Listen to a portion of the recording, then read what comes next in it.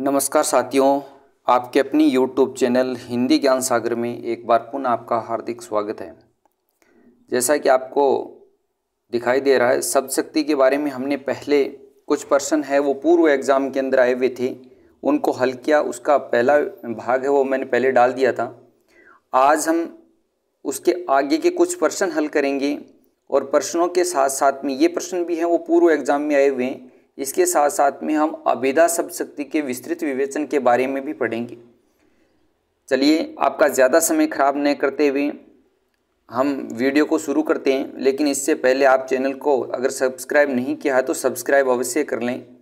और वर्तमान में ये जो चल रहा है अभी पेपर लीक प्रकरण कार्य, ये जो सब कुछ है, ये जो चल रहा है, या तो आप उसका पूर्ण रूप से विरोध कीजिए जाके जहाँ पर भी शहीद स्मारक वगैरह पर जो भी जैसा भी होता है, नहीं तो आप अपनी पढ़ाई को भी सुचारू रूप से चलिए आगे चालू रखिए। अगर आपका थर्ड ग्रेड में होने वाला सेकंड ग्रेड की कीजिए, सेकंड ग्रेड में होने वाला फर्स्ट ग्रेड की कीजिए, फर्स्ट ग्रेड में होने वाला है वो कॉलेज लेक्चरर की तैयारी है वो चालू रखें। तो चलिए, ज़्यादा समय आपका खराब नहीं करते हुए हम बढ़ते हैं पहले प्रश्न की ओर। 13 नंबर का प्रश्न है। 12 प्रश्न हमने पहले हल कर लिए थे। और प्रश्न है, लक्षणा शब्द शक्ति के संबंध में कौन सा कथन सही नहीं है। सेकंड ग्रेड 2018 के अंदर ये प्रश्न आया हुआ है। रूढ़ि लक्षणा व प्रयोजनवती लक्षणा इसके मुख्य भेद हैं। तो लक्षणा शब्द शक्ति के 2 भेद होते हैं, ठीक है। इसमें वाच्यार्थ के बाधित होने पर अन्य अर्थ ग्रहण किया जाता है, ये भी ठीक है। यह अन्य अर्थ रूढ़ि या प्रयोजन पर आधारित होता है, ये भी ठीक है, क्योंकि 2 भेद होते हैं तो ये इसी के आधार पर ग्रहण किए जाते हैं। इस अन्य अर्थ यानी कि लक्ष्यार्थ का वाच्यार्थ से कोई संबंध नहीं होता, तो ये ऑप्शन है वो गलत है, क्योंकि लक्ष्यार्थ का वाच्यार्थ से भी संबंध होता है। और लक्ष्यार्थ में वाच्यार्थ के साथ साथ में लक्ष्यार्थ हम ग्रहण करते हैं, वहाँ पर उपादान लक्षणा होता है, उपादान लक्षणा होती है। ये प्रश्न हमने पहले भी पढ़ लिया है। और ये जो ऑप्शन है एक, ये विशेष करके आप ध्यान रखें, क्योंकि इसी ऑप्शन को जो सही नहीं है के अंदर ज़्यादातर जो प्रश्न है उनके अंदर एग्जामिनर के द्वारा दिया जा रहा है, तो इसलिए इसको तो विशेष करके ध्यान में रखें। तो इसके अंदर 4 नंबर ऑप्शन हो जाएगा। इसके बाद में अगला जो हमारा प्रश्न है 14 नंबर का प्रश्न, शब्द शक्तियों के संबंध में कौन सा कथन असंगत है। शब्द शक्तियों के संबंध में कौन सा कथन असंगत है, ये पूछा गया है। सेकंड ग्रेड 2018 संस्कृत विभाग के अंदर ये प्रश्न आया। अभिधा शब्द शक्ति किसी शब्द के मुख्यार्थ या वाच्यार्थ का बोध कराती है, तो ये ठीक है, ऑप्शन असंगत नहीं है। साक्षात संकेतित अर्थ का बोध कराने वाली शक्ति व्यंजना होती है। अब देखिए यहाँ पर साक्षात संकेतित अर्थ कौन सा होता है, वही मुख्यार्थ या वाच्यार्थ हो गया। अब उसका अर्थ कराने वाली शक्ति तो अभिधा होती है, तो फिर यहाँ पर व्यंजना कैसे होगी, तो ये असंगत कथन है। लक्षणा शक्ति लक्ष्यार्थ का बोध कराती है, ये भी ठीक है। और व्यंजना शब्द शक्ति द्वारा निष्पन्न अर्थ व्यंग्यार्थ है वो कहलाता है, तो ये ऑप्शन भी ठीक है। तो इसका उत्तर हो जाएगा बी। अगला प्रश्न हमारा है 15 नंबर का प्रश्न, शब्द शक्ति का सही उदाहरण है झूमत मतवारो झमकी बनवाली रस रूप। दूसरा ऑप्शन है आगी बड़वागी ते बड़ी है आगी पेट की। और आगे है कर्णधार संभाल कर पतवार अपनी थामना। और चौथा ऑप्शन है निरख सखी खंजन है। अब देखिए यहाँ पर सीधे सीधे है आगी बड़वागी ते बड़ी है आगी पेट की, तो इसके अंदर मुहावरे का प्रयोग हुआ और यहाँ पर लाक्षणिक प्रयोग किया गया है पेट की आग, यानी कि भूख के संदर्भ में ये किया गया है। यानी कि यहाँ पर ये उपादान लक्षणा नहीं होकर इसके जो अलग अलग भेद जो होते हैं उसके आधार पर इसका वर्गीकरण अगर हम करें तो ये कौन सी हो जाएगी, उपादान लक्षणा। एक तो इसका भेद हो जाता है और दूसरा भेद इसका कौन सा होता है, लक्षण लक्षणा होता है। तो यहाँ पर ये लक्षण लक्षणा है, क्योंकि इसके अंदर मुख्यार्थ अभी मौजूद नहीं है, सिर्फ जो लक्ष्यार्थ है वही मौजूद है। तो इसके अंदर कौन सा हो जाएगा, बी ऑप्शन है, इसका उत्तर सही हो जाएगा। इसके बाद में अगला प्रश्न हमारा है, लक्षणा शब्द शक्ति के संबंध में असंगत कथन है। लक्षणा शब्द शक्ति के संदर्भ में पूछा गया है। और देखिए एक आप विशेष ध्यान भी रखें, ज़्यादातर ये जो ऑप्शन दिए जाते हैं जिसके अंदर कथन सत्य या असत्य, ये लक्षणा से संबंधित ही दिए जा रहे हैं। बहुत कम ऐसे मौके होते हैं जहाँ पर व्यंजना और अभिधा से संबंधित कोई कथन दिया जाता है। यहाँ पर ज़्यादा लक्षणा को लक्ष्य करके ही पूछा जाता है और उसी में अभिधा का भी भाव है वो दिया जाता है। तो लक्षणा से संबंधित कौन सा कथन असंगत है? मुख्यार्थ में बाधा होती है तभी हम लक्ष्यार्थ की तरफ बढ़ते हैं, लक्षणा की तरफ बढ़ते हैं। मुख्यार्थ और लक्ष्यार्थ का आपस में संबंध होता है, उपादान लक्षणा के अंदर होता है। साक्षात संकेतित अर्थ का प्रधानता पूर्वक प्रयोग और अन्यार्थ का गृहीत होना, तो अन्य अर्थ हम ग्रहण करते हैं। यहाँ पर सी ऑप्शन उत्तर हो जाएगा। साक्षात संकेतित अर्थ की प्रधानता पूर्वक उपयोग नहीं होता। हाँ, साक्षात संकेतित अर्थ भी उपादान लक्षणा के अंदर बना रहता है, लेकिन साथ में उसके लक्ष्यार्थ भी मौजूद रहता है। तो ये प्रधानता पूर्वक प्रयोग है वो अभिधा के अंदर किया जाता है। तो यहाँ पर ऑप्शन कौन सा हो जाएगा? सी ऑप्शन है इसके अंदर सही हो जाएगा। अगला प्रश्न देखिए, यहाँ पर देखिए आपको ये इजी लग रहे हैं, लेकिन एग्जाम हॉल के अंदर जब हम बैठते हैं तब हमें कंफ्यूजन के अंदर इनको गलत कई बार कर देते हैं। जब लक्ष्यार्थ में वाच्यार्थ सम्मिलित रहता है तब सब शक्ति होती है। लक्ष्यार्थ में वाच्यार्थ, ये मैं काफ़ी देर से आपको बता रहा हूँ, जहाँ पर लक्ष्यार्थ के अंदर वाच्यार्थ या उसको हम मुख्यार्थ भी कह सकते हैं, मुख्यार्थ जहाँ पर शामिल होता है वहाँ पर जो सब शक्ति होती है वो उपादान लक्षणा होती है, उपादान लक्षणा होती है। तो इसके अंदर सी ऑप्शन के अंदर दे रखा है उपादान लक्षणा। इसके बाद में अगला प्रश्न हमारा है, शब्द शक्ति के संबंध में असंगत कथन कौन सा है? शब्द शक्ति के संबंध में असंगत कथन पूछा गया है यहाँ पर। जब व्यंजना शब्द और अर्थ दोनों में हो तो आर्थी व्यंजना होती है। जब लक्ष्यार्थ में वाच्यार्थ सम्मिलित नहीं होता तब लक्षण लक्षणा होती है। ये उपादान लक्षणा का ही दूसरा भेद, जो हमारे भेद हैं उनके अंदर दिए हुए उपादान लक्षणा और एक दूसरी कौन सी होती है? लक्षण लक्षणा। ये सुधा लक्षणा के दो भेद हैं जो दिए गए यहाँ पर, और उसमें एक उपादान लक्षणा और दूसरी लक्षण लक्षणा। तो जहाँ पर लक्षण लक्षणा होती है वहाँ पर लक्ष्यार्थ में वाच्यार्थ है वो मौजूद नहीं रहता, और जहाँ पर लक्ष्यार्थ में वाच्यार्थ भी मौजूद रहता है वहाँ पर उपादान लक्षणा होती है। तो ये ऑप्शन तो ठीक है। जब व्यंजना शब्द में हो तथा शब्द बदल देने से व्यंग्यार्थ नष्ट हो जाए, यानी कि शब्द में और शब्द में बदल दिया, इसका मतलब वहाँ पर जो व्यंजना वो खत्म हो गई तो वहाँ पर शाब्दिक व्यंजना होती है। जो उदाहरण एक प्रसिद्ध हमारे जो उदाहरण है जो बार बार है वो वहाँ आता है, उस उदाहरण को मैंने आपको पहले भी प्रश्न के अंदर बताया था। जो कौन सा उदाहरण है वो, काफ़ी एग्जाम्स के अंदर वो उदाहरण आया है, मैंने पहले भी आपको बताया। चिरजीवो जोरी जुरे क्यों न सने गंभीर, को घटी ए वर्ष भानुजा वे हलदर के वीर। तो ये वर्ष भानुजा शब्द के अंदर क्या था? वर्ष भानुजा शब्द के अंदर व्यंग्यार जो व्यंग्यार था, तो यहाँ पर शाब्दी व्यंजना होती हैं। तो ये भी हमें ध्यान में रखना है। तो ये ऑप्शन भी सही है। जब वाच्यार्थ सर्वदा परित्यक्त नहीं होता तब उपादान लक्षणा होती है। ये यहाँ पर ऑप्शन के अंदर आ भी रखा है, लक्षण लक्षणा और एक उपादान लक्षणा, ये दोनों भेद इसके आ रखे हैं। तो ये भी ऑप्शन ठीक है। अब ऑप्शन इसमें सही कौन सा नहीं है वो है, जब व्यंजना शब्द और अर्थ दोनों में हो तो आर्थी व्यंजना होती है। शब्द आर्थी व्यंजना कहाँ होती है? जहाँ पर व्यंजना अर्थ के अंदर हो वहाँ पर आर्थी व्यंजना होती है, शब्द में होती है वहाँ पर शाब्दिक व्यंजना होती है। तो इसका ये हो जाएगा असंगत। अगला प्रश्न हमारा है, प्रश्न हमारे पूरे हो गए। ये पूर्व एग्जाम के अंदर आए हुए प्रश्न जो मैंने अभी आपको दिए हैं, पूर्व एग्जाम के अंदर 2012, 2015, 2018, 2022 जो भी एग्जाम हुए उनके अंदर ये प्रश्न सारे के सारे आए हुए प्रश्न हैं, कोई मेरे मन से नहीं बनाए हुए, इसलिए इन प्रश्नों का अभ्यास करना बार बार है वो बहुत जरूरी है। अब हम आगे शब्द शक्ति का विस्तृत विवेचन है वो पढ़ेंगे, जिसके अंदर आज हम अभिधा शब्द शक्ति है उसका वर्णन पढ़ेंगे, और उसके बाद में हम एक अगले वीडियो के अंदर छोटा वीडियो एक और डालूंगा मैं, जिसके अंदर लक्षणा और व्यंजना के बारे में पढ़ेंगे। तो ध्यानपूर्वक पढ़ें और इन चीज़ों को नोट कर लें। यहाँ पे परिभाषा अगर देखें हम शब्द शक्ति की, तो शब्द में निहित अर्थ व्यापार की शक्ति को ही शब्द शक्ति कहते हैं। शब्द में निहित अर्थ व्यापार, तो शब्द में तीन प्रकार का अर्थ निहित होता है, एक अभिधार्थ होता है, एक लक्ष्यार्थ होता है और एक व्यंग्यार्थ होता है। और इन्हीं शब्दों इन्हीं जो ये जो अर्थ होते हैं इन्हीं के आधार पर उसी को क्या कहते हैं, उसी शक्ति को क्या कहते हैं, हम शब्द शक्ति कहते हैं। शब्द शक्ति के तीन भेद होते हैं, सबको पता है। शब्द शक्ति के तीन भेद होते हैं। अभिधा, अब इस अभिधा शब्द शक्ति के अंदर जो अर्थ होता है उसके कई नाम प्रचलित हैं, और उनको क्या क्या कहा जाता है? वाच्यार्थ भी कहा जाता है, मुख्यार्थ भी कहा जाता है, अभिधार्थ भी कहा जाता है, संकेतितार्थ भी कहा जाता है, प्रचलितार्थ भी कहा जाता है। तो भिन्न भिन्न नाम है। तो वहाँ पर पेपर सेटर है वो कई बार दूसरे ये इन नामों में से भी प्रयोग कर लेता है और उसके अंदर और तथ्य वो दे देता है, तो उसको ध्यान में हमें रखना है। अगला है, इसके अंदर जो शब्द होता है वो कौन सा होता है? वाचक शब्द। इसमें कल्पना नहीं होती, ईश्वरीय या स्वाभाविक होती है, यानी कि जो प्रकृति में जो प्रचलित है वही अर्थ हम उसका ग्रहण करते हैं, इसलिए ईश्वरीय होती है, ईश्वर प्रदत्त होती है और स्वाभाविक होती है। दूसरी शब्द शक्ति हमारी है वो है लक्षणा शब्द शक्ति। और लक्षणा शब्द शक्ति के अंदर क्या होता है? लक्ष्यार्थ होता है और लक्षक शब्द होता है।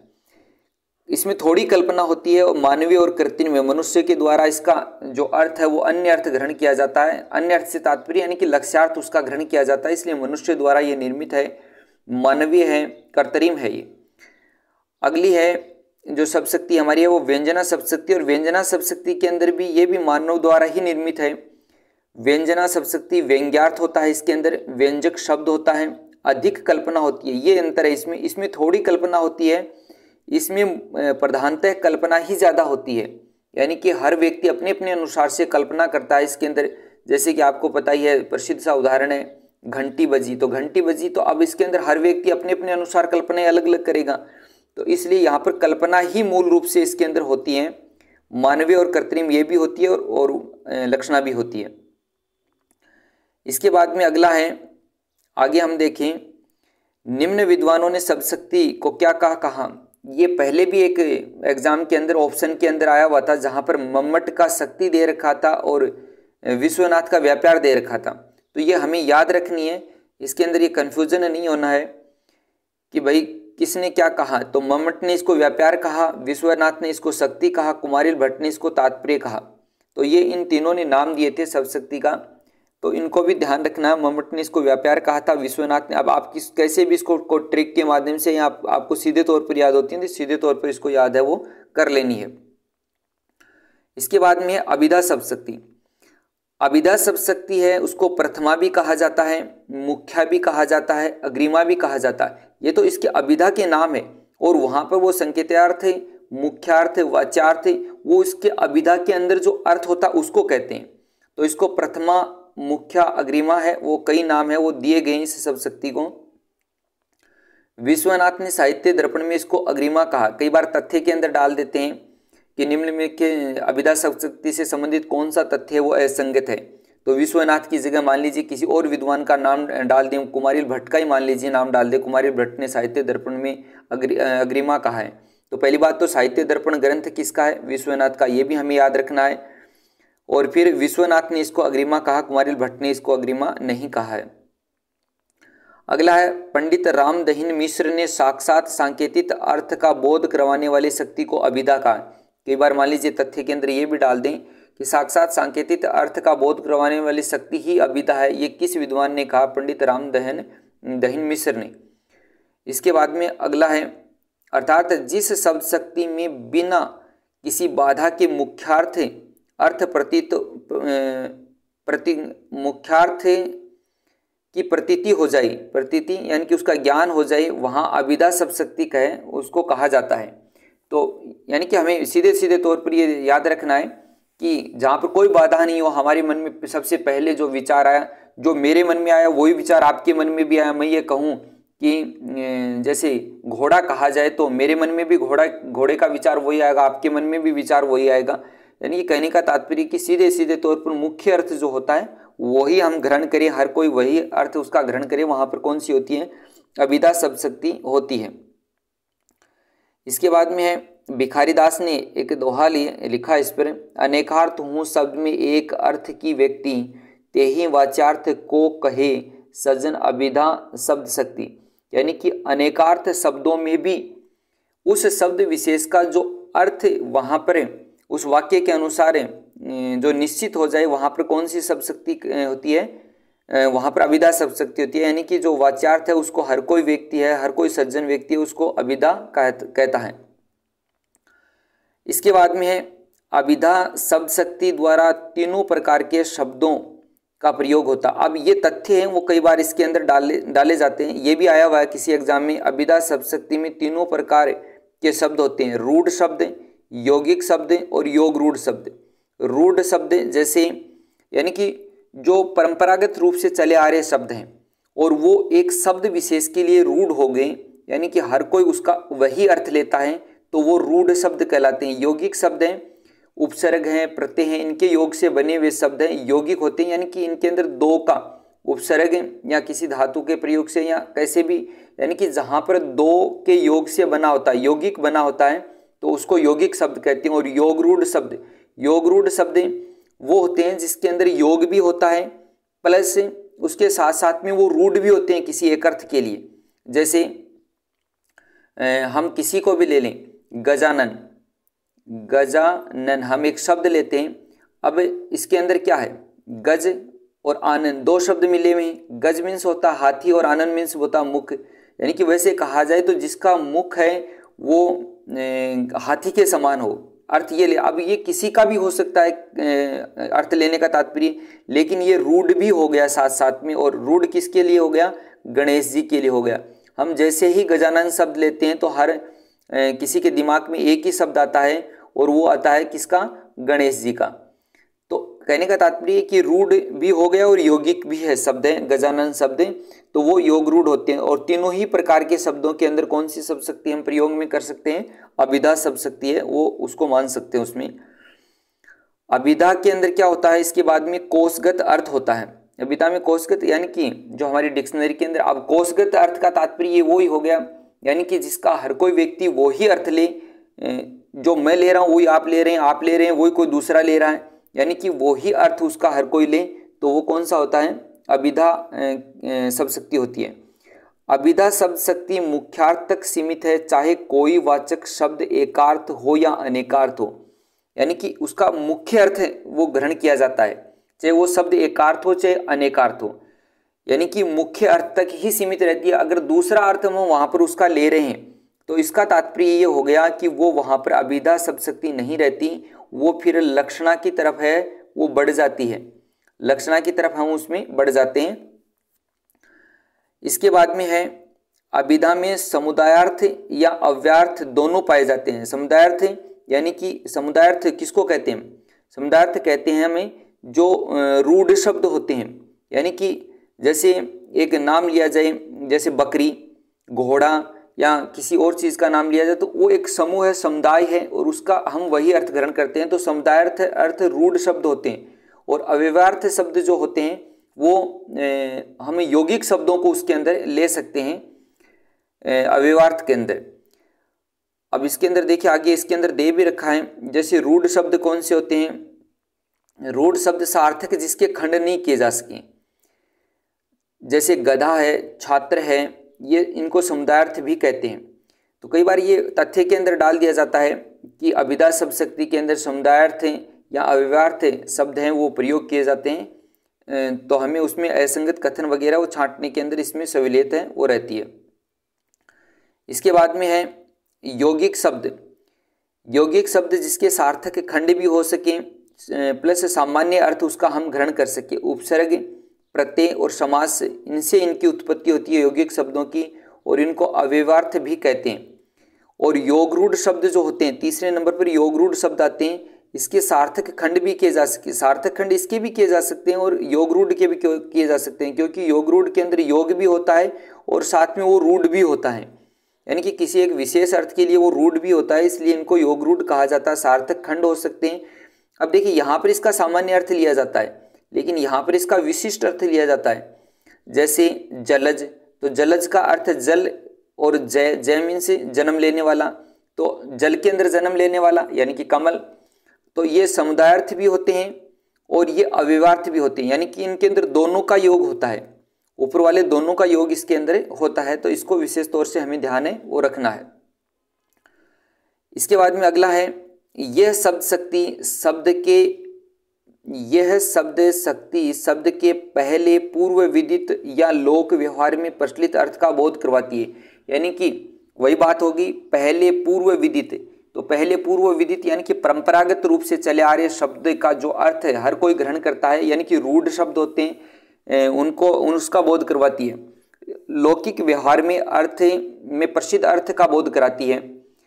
यमक और श्लेष अलंकार जहां पर होता है वहां पर कौन सी होती है? अभिधा शब्दशक्ति होती है, क्योंकि यमक अलंकार के अंदर जैसे कनक कनक, अब शब्द तो दो हैं, अर्थ तो इसके दो हैं, लेकिन दोनों शब्द हैं वो किसी एक विशेष शब्द के लिए रूढ़ यहाँ पर हो चुके हैं। कनक एक शब्द है वो सोने के लिए, और एक कनक है वो धतूरे के लिए है, वो रूढ़ हो चुका है। तो इसलिए यहाँ पर यमक अलंकार है उसके अंदर भी कौन सा शब्दशक्ति होती है? अभिधा शब्दशक्ति ही होती है। इसके बाद में नोट, कवि देव भट्टनायक ने अभिधा शब्दशक्ति को सबसे उत्तम है वो माना। कवि देव ने और भट्टनायक ने अभिधा शब्दशक्ति को सबसे उत्तम माना है। यदि किसी अनेकार्थी शब्द का किसी दूसरे शब्द द्वारा एक अर्थ निश्चित हो जाए वहां पर अभिधा शब्दशक्ति होती है।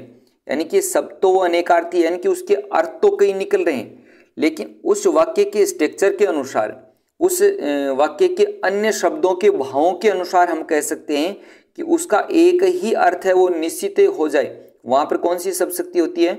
अभिधा शब्दशक्ति होती है। जैसे यहाँ पर दे रखा, उदाहरण भी दे रखा है, पेड़ पर द्विज बैठे हैं। अब द्विज है उसके कई अर्थ होते हैं, द्विज पक्षी को भी कहते हैं, द्विज ब्राह्मण को भी कह सकते हैं, या द्विज अन्य भी कई अर्थ इसके होते हैं। यानी कि द्विज दांत को भी कहते हैं, द्वि यानी कि दो बार, जय मीन्स जन्म लेने वाला, तो ये अनेकार्थी शब्दों के अंदर बहुत प्रयोग किया जाता है। तो द्विज है उसके कई अर्थ होते हैं, लेकिन यहाँ पर देखिए द्विज जय यानी कि दो बार जन्म लेने वाला, दांत आते हैं एक बार टूटते हैं उसके बाद में पुनः आते हैं, दो बार उनका जन्म हुआ, इसलिए द्विज दांत को भी कहते हैं। लेकिन दांत तो जाके पेड़ पर नहीं बैठते। कहने का तात्पर्य द्विज यहाँ पर किसके अर्थ से अर्थ लिया गया? इसमें पक्षी से लिया गया है, क्योंकि पक्षी है उसका भी दो बार जन्म होता है। एक बार अपनी माँ के गर्भ से अंडे के रूप में बाहर आता है, और फिर अंडे से वह बाहर है वो चूजे के रूप में बाहर आता है। इस प्रकार उसका भी दो बार जन्म होता है। तो पेड़ पर द्विज बैठे, अब पेड़ पर द्विज कौन से? यानी कि पक्षी से यहाँ पर अर्थ है लिया गया, और वो शब्द है वो रूढ़ हो गए यहाँ पर। वैसे द्विज अनेकार्थी शब्द है, लेकिन यहाँ पर पक्षी के रूप में ये रूढ़ हो गया है, इसलिए यहाँ पर कौन सी शब्दशक्ति होगी? अभिधा शब्दशक्ति होगी। रसोइये ने कहा मुझे सैंधव चाहिए। अब सैंधव के भी कई अर्थ होते हैं, लेकिन यहाँ पर सैंधव है वो किस अर्थ के अंदर रूढ़ हो गया? यहाँ पर नमक के रूप में वो है रूढ़ हो गया, या अर्थ में वो निश्चित हो गया, इसलिए यहाँ पर भी कौन सी शब्दशक्ति है? अभिधा शब्दशक्ति यहाँ पर भी है। इसके आगे है, हाँ, अभिधा शब्दशक्ति है उसका विवेचन हमने पढ़ लिया। ये साधारण सा विवेचन है, बहुत जगहों पर किताबों के अंदर भी आपने पढ़ा होगा, लेकिन इसको बस इतना है कि ये सामान्य सामान्य जो चीज़ें हैं वो हमें याद होनी चाहिए, ताकि जो तथ्यात्मक प्रश्न है वो हम गलत नहीं करें। अब अभिधा के बाद में हम दूसरी शब्दशक्ति है वो कल पढ़ेंगे, लक्षणा और व्यंजना। ये दो शब्दशक्तियाँ हैं और पढ़ेंगे, उनका जो विवेचन है और पढ़ेंगे। ये नोट्स बना लीजिए, उन्हीं नोट्सों का आप बार बार याद कर लीजिए। अब देखिए शब्दशक्ति है वैसे पढ़ने को तो इसके बहुत सारे भेद होते हैं, सारोपा, साध्य वसना, उपादान लक्षणा, फिर लक्षण लक्षणा, गौणी लक्षणा, सुधा लक्षणा, यानी कि कई भेद होते हैं, और उन भेदों के चक्कर में आप न फंस करें। साधारण तौर पर भी इसको अगर आप याद कर लेंगे तो भी आपका प्रश्न है वो गलत नहीं होगा, ये मेरा मानना है। क्योंकि आपने देखे होंगे पिछले जो एग्जाम्स के अंदर जो प्रश्न आए हैं, अब आप उसका हवा मन के अंदर ज़्यादा ले लोगे कि पता नहीं सही होगा कि नहीं होगा, तब तो ये सही होगा तब भी नहीं होगा। लेकिन इसको साधारण तौर पर अगर हम याद कर लें, उनके तथ्य हैं वो भी याद कर लें, तो भी हमारा प्रश्न है वो सही हो जाएगा। उदाहरण देखिए, वैसे कम ही प्रश्न पूछते हैं, ज़्यादा तथ्यात्मक वही पूछते हैं, जैसे लक्षणा शब्दशक्ति के अंदर कौन सा कथन सही नहीं है से संबंधित, व्यंजना से संबंधित कौन सा कथन सही नहीं है, तो इसी प्रकार के वो प्रश्न है वो पूछे जाते हैं। तो अच्छी तरीके से तैयार कीजिए, याद कीजिए, और आगे आने वाले एग्जाम में जल्द ही जो है वो सरकार है वो vacancy of first grade, second grade, third grade सभी की निकालेगी। ये मार्केट में जो हवाएं चलती रहती हैं उनके ऊपर विशेष ध्यान नहीं दीजिए, जो अपने लक्ष्य पर ध्यान केंद्रित रखेगा वो पेपर लीक होने के बाद में भी कहीं न कहीं अपना जो है लक्ष्य प्राप्त कर ही लेगा। पेपर लीक है, साधारण तौर से हमसे नहीं रुक रहे हैं, ये हम मानते हैं। ये जो मेहनत करने वाले बेरोजगार हैं उनके साथ में बहुत बड़ी एक ट्रेजेडी है, मैं भी मानता हूँ इस चीज़ को, लेकिन जितना हो सके हम उसका भी साथ दें, उसको भी रोकने के लिए, और जहाँ तक हो सके हम अपनी पढ़ाई को भी सुचारू रूप से चालू रखें। मेरा तो इतना ही मानना है। बाकी आप क्या करते हैं क्या नहीं वो तो आप ही करेंगे। चैनल को सब्सक्राइब अवश्य कर लें, फ़ायदा होने वाला है आपको निश्चित तौर से। मैं इसी प्रकार से हर टॉपिक है उसके पूर्व एग्जाम के प्रश्न है उसका विस्तृत विवेचन है, second grade first grade college lecturer के भी मैं इसमें डालने की कोशिश है वो करूँगा। तो आज के लिए बस इतना ही, बाकी बाद में। धन्यवाद।